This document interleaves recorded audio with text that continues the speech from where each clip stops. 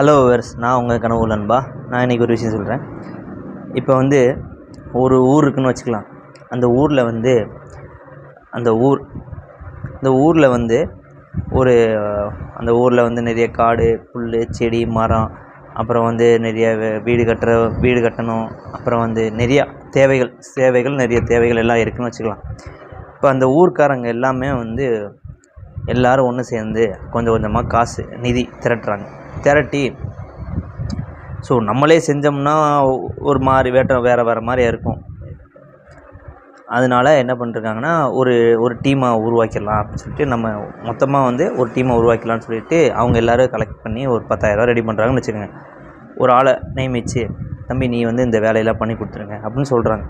இப்போ அந்த ஒரு ஆள் ஒரு 5 பேர் நியமிக்கிறாரு. ஒரு 5 பேரை கூட்டிகிட்டு வராரு.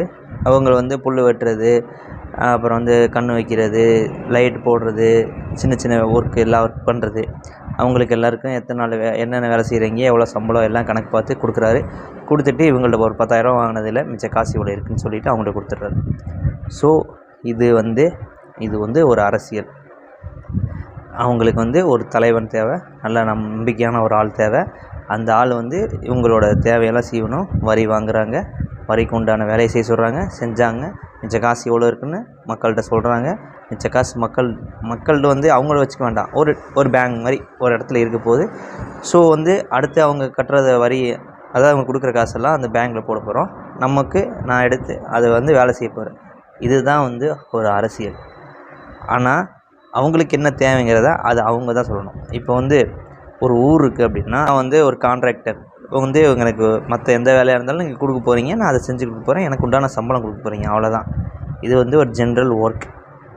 அதை விட்டுட்டு சும்மா அவனை போடு இவனை போடு, அவன் வரட்டும் இவன் வரட்டும், நம்ம கொடுக்குற காசுக்கு நமக்கு வேலை செய்து போகிறாங்க.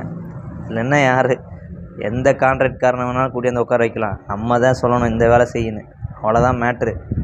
அது புரியாமல் இன்னமும் நிறைய புதிர்களும் ஒன்றும் தெரியாத துப்ரிகளும் வாழ்ந்து கொண்டு தான் இருக்கிறது நம் நாட்டில்.